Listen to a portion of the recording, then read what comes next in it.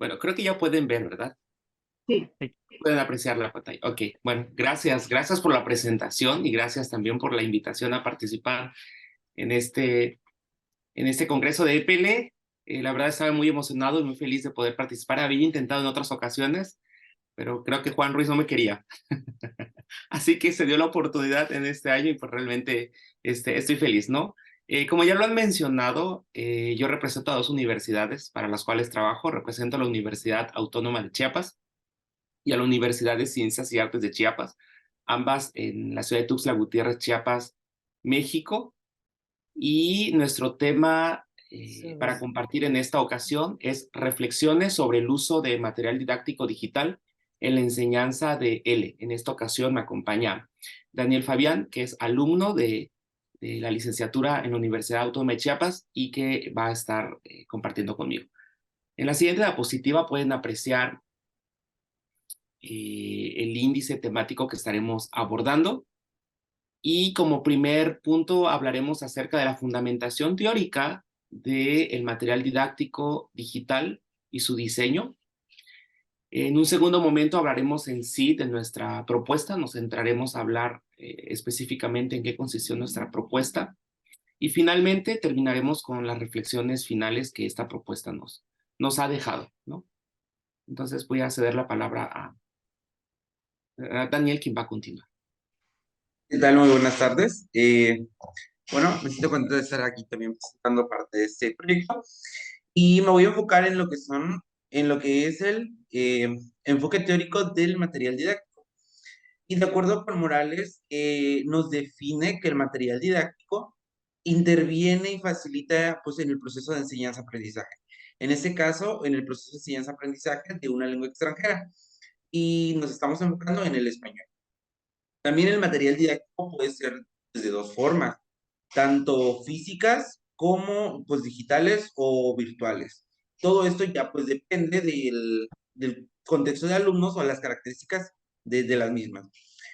También el autor pues, nos menciona que el material didáctico nos facilita la actividad principalmente a los docentes, ya que pues nos sirve de guía.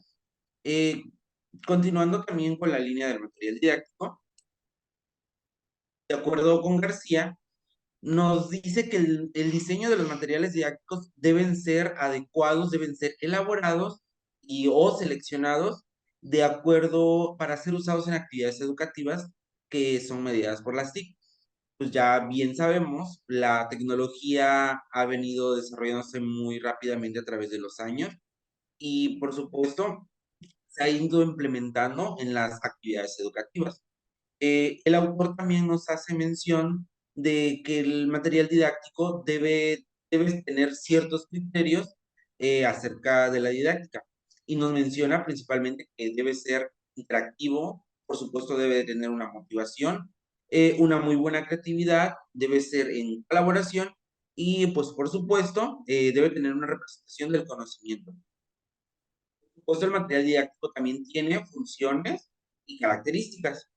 Y sus funciones, una de las principales es proporcionar la información que vamos a tratar en el salón de clases. Desde el inicio del diseño se tiene que establecer objetivos con los cuales se tienen que cumplir. También otra función es guiar el proceso pues, de enseñanza-aprendizaje en el cual nos encontramos. Y un punto una de las funciones que tiene, contextualizar a los estudiantes, ya que sabemos que al ser una lengua extranjera, pues los estudiantes extranjeros muchas veces no están familiarizados con la cultura de la lengua que se está enseñando, entonces tiene que tener una contextualización. También factibiliza la comunicación entre docente-estudiante, entre estudiante-docente y en ocasiones, pues, entre estudiantes y estudiantes. También acerca las ideas a los sentidos, que despierta el interés de los estudiantes para el tipo de, para el aprendizaje, perdón. Y por supuesto, motiva también a los estudiantes. Una de las funciones tiene que ser el motivar a los estudiantes, interesarse más por seguir aprendiendo de la lengua extranjera. También las características, de acuerdo con Tomlinson, nos sugiere que el material didáctico pues, debe ser novedoso, tiene que ser variado, con una presentación muy atractiva, con un contenido muy atractivo y, por supuesto, las actividades desafiantes para los alumnos. Con todo lo que he mencionado, creo que nos lleva a reflexionar de un papel importante que juega la toma de decisiones para el diseño del material didáctico, ya que el diseñador pues tiene que tener varios puntos en consideración al momento de diseñar el material didáctico.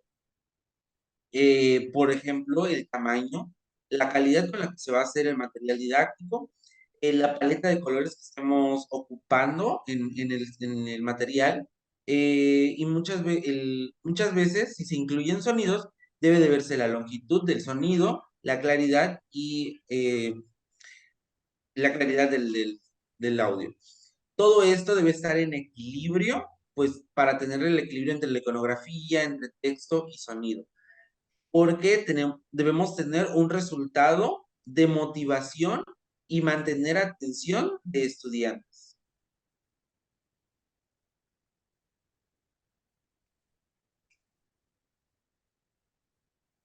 Bueno, yo voy a continuar con la siguiente parte de nuestra ponencia y me voy a centrar en hablarles acerca en qué consistió la propuesta. Voy a comenzar con el contexto. Esta propuesta fue desarrollada con estudiantes que cursan actualmente el 7º semestre de su formación profesional en pregrado, que estudian la licenciatura en la enseñanza del inglés y que son alumnos de la licenciatura en la enseñanza del inglés de la Universidad Autónoma de Chiapas en México. En cuanto a los estudiantes extranjeros, bueno, pues fueron personas no nativas del español que viven en diferentes partes del mundo y que aprenden o que tienen cierto conocimiento ya del español como lengua extranjera. Y en cuanto a nuestra propuesta, pues se trató de diseñar material didáctico digital para trabajarlo en la clase de L. Específicamente se trata de fichas pedagógicas para trabajar las 4 habilidades lingüísticas. Las diferentes fases por las que tuvimos que pasar para poder llegar al resultado final son las siguientes. La primera fase se trató de la planificación y el diseño de un borrador. En la pantalla están viendo el formato de, de borrador que se les entregó a los alumnos para poder planificar, ¿no?, su propuesta de material. Dentro de los elementos que tuvieron que considerar ellos para poder diseñar fueron los siguientes, algunos, hubieron más, pero dentro de los principales se encuentran el nivel de la lengua. Tuvieron que considerar para qué nivel de la lengua iban a diseñar de acuerdo al marco común europeo de referencia. Tuvieron que pensar también en un público meta, pues porque no es lo mismo diseñar para niños que para adolescentes, para jóvenes o para personas adultas. Entonces tenían que definir muy bien el público al que iría dirigido este material. Tenían que delimitar también el tema, por supuesto, ¿no?, en el que se iban a centrar para que hubiera una congruencia desde el inicio hasta el final de la ficha pedagógica. Y por supuesto, tuvieron que pensar en los objetivos lingüísticos, es decir, tenían que delimitar los objetivos comunicativos que se querían lograr con el material, los objetivos gramaticales, los objetivos léxicos. En la siguiente diapositiva nos muestra también parte de esta fase que los alumnos tuvieron que pasar para su diseño. Tuvieron que reunirse de manera presencial o de manera remota, utilizando las diferentes plataformas como Zoom o Google Meet para tomar decisiones, ¿no? Ya en el apartado teórico hablábamos de la toma de decisiones, que es importante para el diseño, y entonces en esta fase de planificación y diseño, pues se ve, ¿no?, esta cuestión de reuniones para poder tomar decisiones en cuanto a los contenidos que se van a abordar, a los elementos iconográficos que se van a incluir, y a las diferentes modalidades que va a adoptar el material didáctico, cómo se irá acomodando en la ficha. Dentro de las herramientas digitales que los alumnos más utilizaron fueron las siguientes. Utilizaron Word, utilizaron también Canva, por esta facilidad y acceso que ellos tenían para poder diseñar a partir de plantillas ya prediseñadas que existen. Entonces, en la pantalla están viendo un ejemplo de una ficha pedagógica ya diseñada, terminada, ¿no? Considerando todas los elementos o las características que ya les había compartido. What message you delayed?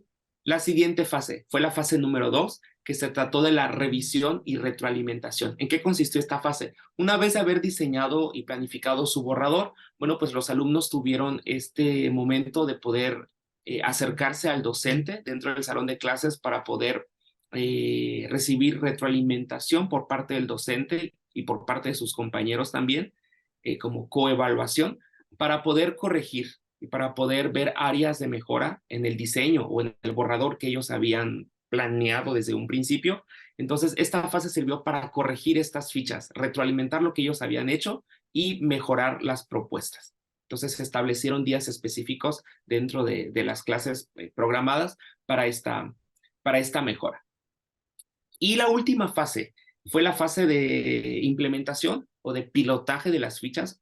Una vez que los alumnos corrigieron su material, entonces llegamos al resultado final. Entonces, en la pantalla están viendo un ejemplo de una ficha ya terminada y también tenemos diferentes códigos QR que los invito a escanear si tienen la oportunidad y si pueden, para que puedan apreciar, ¿no?, el trabajo y el resultado final a que se llegó con este diseño. Tenemos diferentes temáticas como conozcámonos, conociendo al mundo, conociendo las diferentes maravillas del mundo, dando sugerencias, yendo de compras. Entonces, todos estos códigos nos vinculan al material ya terminado y tomando en consideración los elementos que ya se han abordado en el componente teórico. La siguiente lámina nos presenta también el resultado del material didáctico. Hablamos de esta cuestión de poder incluir códigos QR que vinculen a los alumnos a diferentes actividades y salir del papel, de lo tradicional, ¿no?, a una cuestión digital, a una cuestión interactiva, a una cuestión en lo que los alumnos tengan la oportunidad realmente de utilizar diferentes herramientas digitales para aprender de una manera distinta, ¿no? Entonces se trata de utilizar la tecnología para mejorar el proceso de enseñanza-aprendizaje. Entonces están viendo ahí el resultado. Ese es otro ejemplo también, saliendo de lo tradicional, de lo que acostumbrado estamos a hacer, como son sopas de letras para trabajar vocabulario. Entonces, a través de esta actividad, pues se pasa del papel, ¿no?, o del lápiz, que es lo tradicional, a una cuestión interactiva, ¿no?, que nos brindan las diferentes plataformas digitales. Entonces, aquí tenemos esta dualidad. Dependerá de nuestro contexto, dependerá de los intereses del profesor, de los intereses del alumno, si quiere hacerlo de manera tradicional, a lápiz, a mano, o si prefiere también hacerlo de manera digital, ¿no? Son ejemplos solamente de algunos prototipos que se trabajaron, ¿no? Dentro de esta fase de pilotaje o de implementación, pues hubieron algunas dificultades que los alumnos tuvieron que pues, superar. Y el reto mayor que ellos se enfrentaron pues fue conseguir alumnos extranjeros para poder pilotear sus fichas, ¿no? Entonces ellos tuvieron que utilizar diferentes plataformas, diferentes aplicaciones para poder contactar a nativos. Hicieron publicaciones, hicieron invitaciones por las diferentes redes sociales para poder capturar, ¿no?, alumnos extranjeros que tenían cierto nivel de la lengua y que cumplieran con el perfil de lo que ellos habían diseñado, es decir, que se habían diseñado para un público adulto, entre un rango de edad, con ciertas características de nivel de lengua. Entonces, esa era la parte difícil, que poder seleccionar a un público que cumpliera con estas características para la cual iba dirigida la ficha, ¿no? Y otra dificultad fue coincidir en la franja horaria de los alumnos, al tratarse de alumnos extranjeros que no radican en México, sino en otras partes del mundo. Entonces fue muy difícil poder coincidir, ¿no?, en una misma franja horaria en la que todos tuvieran esta disponibilidad para tomar clases vía remota y poder pilotear, ¿no?, este material que ellos habían diseñado.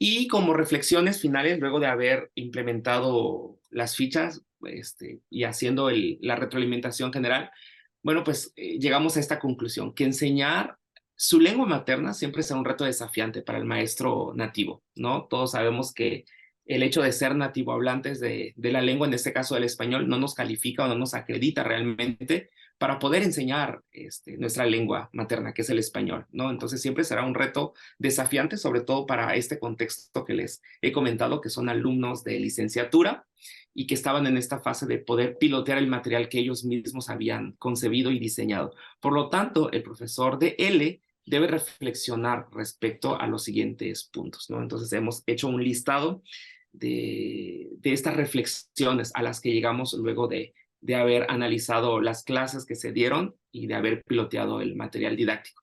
Una de ellas es la enunciación y velocidad al hablar. Tenemos que tener cuidado, ¿no? Los alumnos se dieron cuenta de este problema que muchas veces sin pensarlo, ellos recurrían, ¿no?, a una velocidad sin pensar el público al que se estaban dirigiendo. Entonces hablaban como si estuvieran hablando con una persona que dominaba al 100 el español y que no veían, ¿no?, a su público.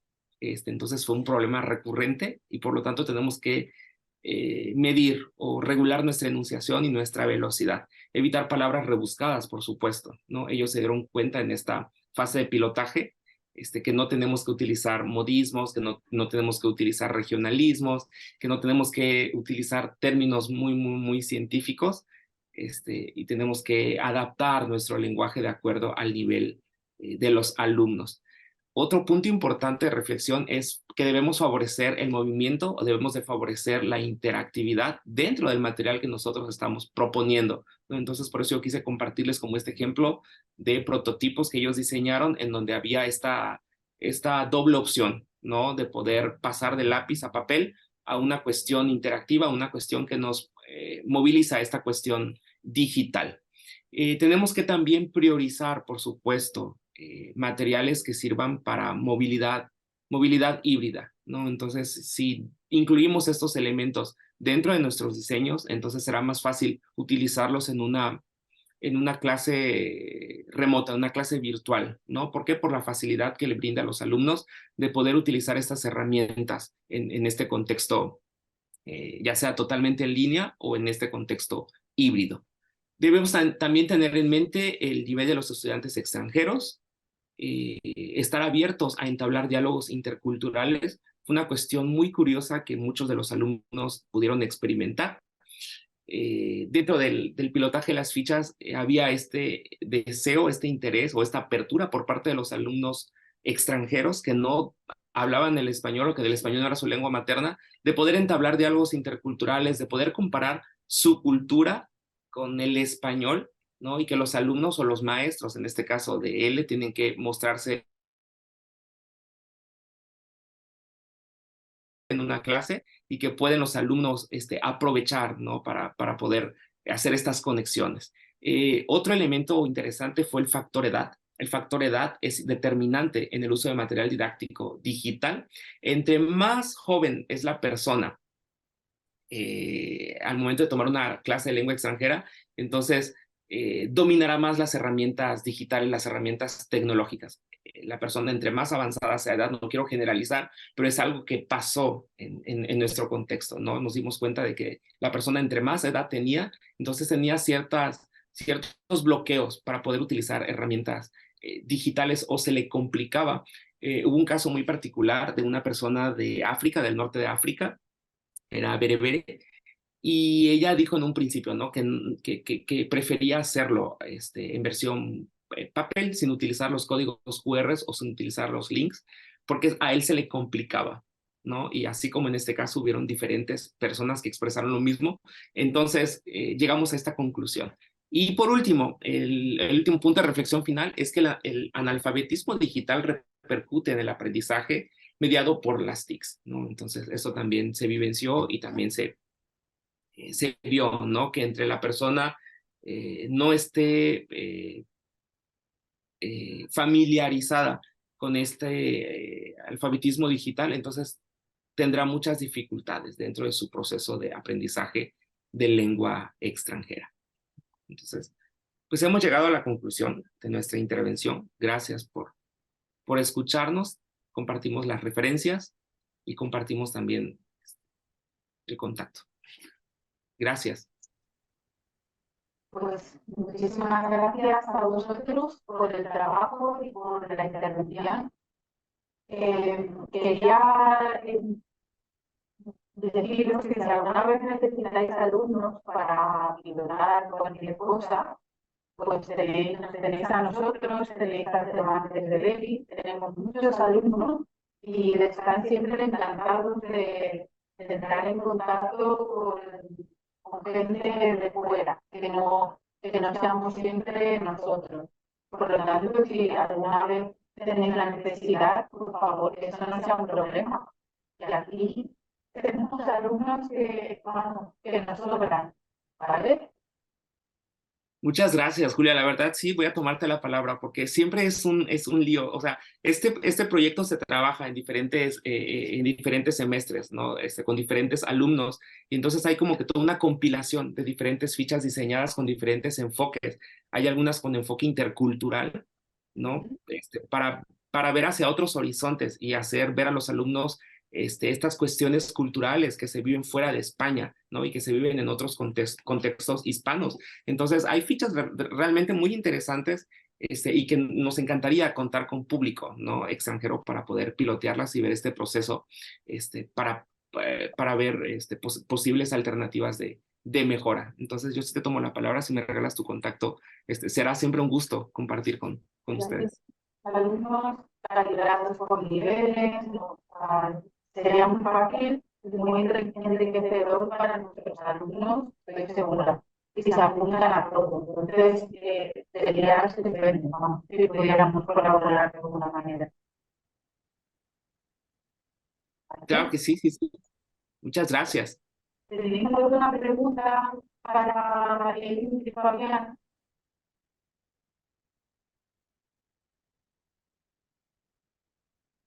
Ah, Bueno, eh, de igual manera que Julia, felicitaciones por la presentación y por el trabajo que hace. Y de igual manera, si en China, bueno, a veces no es tan fácil establecer las conexiones por también la diferencia horaria y todo esto, pero igual si necesitara estudiante puede contactar que aquí también, como no tienen muchas posibilidades de establecer intercambios con nativos, siempre cualquier oportunidad que se les dé a los estudiantes, ellos la reciben bien y podrían también probar con estudiantes chinos y que no están en inmersión y que les gusta mucho, bueno, pues interactuar. Así que también podría contar con mis estudiantes, que yo, por lo menos yo se lo propongo eh, para que lo intenten. pues Claro que bien, sí. Muchísimas gracias, Israel, de verdad. No, Gracias. no, de nada. han salido dos muchos horarios diferentes que quizá podamos hacer coincidir con la hora buena en México. ¿Vale? Sí, sí, sí, sí. Bueno, pues de verdad muchísimas gracias por haber participado en este tele.